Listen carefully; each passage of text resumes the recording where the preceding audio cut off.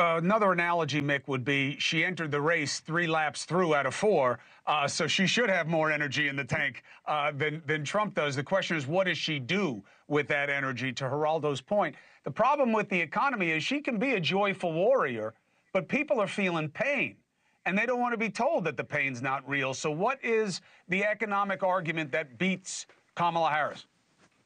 I've got a hard time right now figuring out how to beat her, because right now she's doing everything right. And here's what I mean by that. And Geraldo's right. There's a rule in law. There's a rule in politics. Anytime you're making an argument, when you're winning, shut up and sit down. And she's winning right now. She doesn't need to go into any details on her policies on the economy or immigration or whatever. Keep in mind that, and this is going to sound negative, but it's really not, that undecided voters are undecided for a reason. They're undecided because they don't pay attention. That's not a negative thing. They just have better things to do with their lives right now than to follow American politics and policies. And they're not going to care about the intricacies of somebody's policy on minimum wage or the border or whatever. Right now, Kamala Harris is surging. She shouldn't change anything. It's going to be tough for the Trump folks to sort of get her out of her rut. I think she makes a mistake by doing a debate. I think she makes a mistake by going and doing press conferences. She said tonight that she was going to give an announcement, a big policy next week.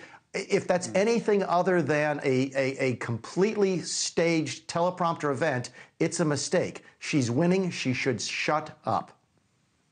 On the border, she seems to be doing a little bit of a shift, Mick, to get away from it being a yawning gap in the record of the Biden administration. Obviously, Trump is playing on this. He should be doing that instead of lying about photos of her rallies. But do you believe that issue can define the race?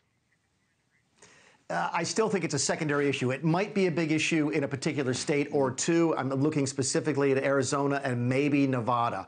I don't think Kamala Harris can win an election that's about immigration. She just can't. She can't get away from it. She might be able to say, look, the numbers are getting better, but as soon as she starts to get into details, it'll just expose how weak she is on the topic. So my guess is she said, look, I know immigration is important, but so is abortion, and I want to make sure that women have a choice, et cetera, et cetera. If she's not talking about hope and change and freedom and abortion and Donald Trump is the devil, then she's making a mistake. Geraldo, I give you the last word on that issue, except one caveat. She can't call it abortion. They have to call it reproductive rights because it's about more than one procedure for women. Yeah. But Geraldo, go ahead.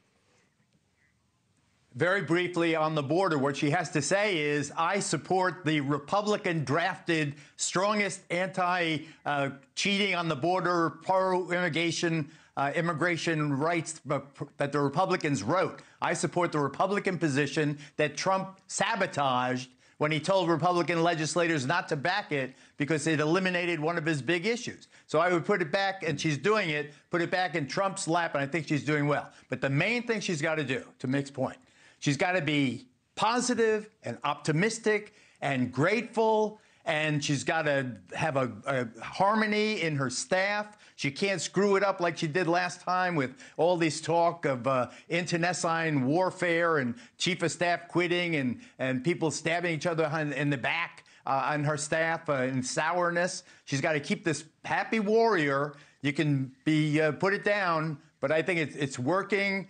Optimism is the thing. She's the opposite to Trump. She's not, there's no hate there. She's not calling him a lunatic. She's got to keep that up. And as long as she does, and if there's a debate on September 10th, we'll see if she's got the chops to go against the best ad-libber in the business. But I think people, as they have been so far, will be willing to give her the benefit of the doubt, Chris. Hey, thanks for watching. Go to joinnn.com to find NewsNation on your screen. And don't forget, click the red subscribe button below to get more of NewsNation's fact-driven, unbiased coverage.